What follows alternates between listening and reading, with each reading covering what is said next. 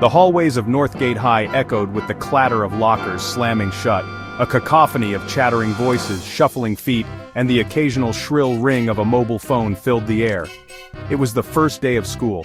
For some, it's the start of a new chapter. For others, it's the same old grind.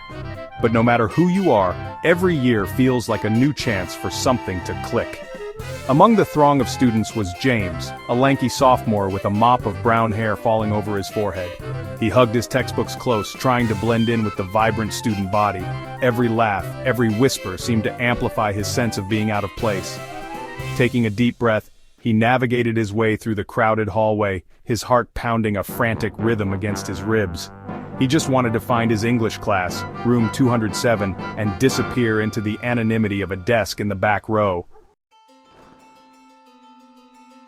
Room 207 was abuzz with nervous chatter when James slipped in. He scanned the room, spotting an empty desk near the window at the back. As he settled into his seat, his gaze fell upon the front of the classroom. Mrs. Williams, their English teacher, was a whirlwind of energy, her smile as bright as the sunflowers on her desk. Her passion for literature was evident in the way her eyes sparkled when she spoke about the power of words. Welcome everyone to a brand new year filled with stories waiting to be told. Her voice brimming with an enthusiasm that was contagious. Today we're going to break the ice and get to know each other through the magic of storytelling. Each one of you has a unique voice, a story to tell. Don't be afraid to share it. Her words sparked a flicker of interest in James, a tiny bud of hope blossoming in his chest. Maybe this year, things would be different. Mrs. Williams introduced a simple but effective icebreaker. Each student had to share a favorite hobby or passion. As his classmates took turns sharing their interests, from photography to robotics to competitive gaming, James felt a familiar knot of anxiety tightening in his stomach. His heart hammered in his chest when his turn came. I like music. His cheeks burning with the effort of speaking. He was about to retreat back into his shell when he noticed a girl with bright blue hair smiling at him. What kind of music? Her voice gentle and encouraging.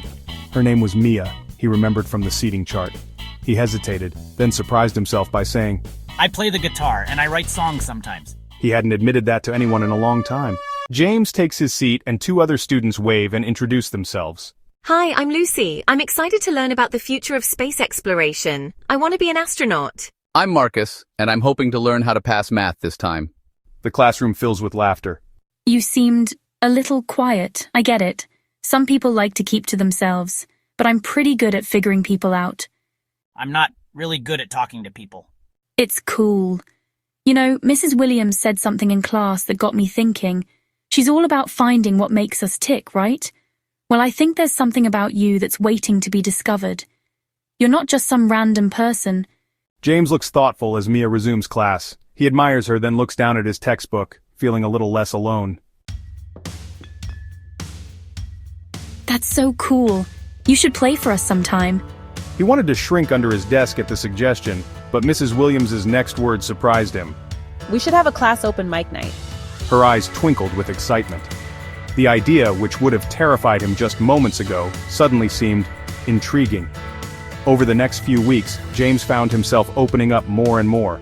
Mrs. Williams created a safe space for everyone to express themselves, and he was drawn to her genuine warmth and passion. He began to participate more in class discussions, his words no longer stumbling over each other. Mia, true to her word, became his friend. She was a whirlwind of confidence and creativity, always encouraging him to step outside his comfort zone. She even convinced him to join the school's music club.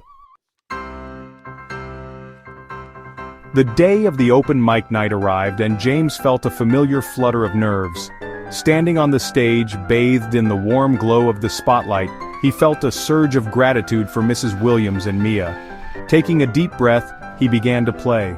His fingers moved effortlessly over the strings, pouring his heart and soul into the music. The song he played was one he had written himself, a testament to the journey of self-discovery he had embarked on.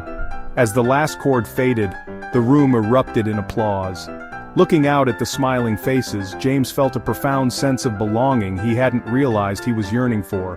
He realized that high school didn't have to be about fading into the background. It could be about finding your voice, your tribe, your passion, and maybe, just maybe, it could be about the music.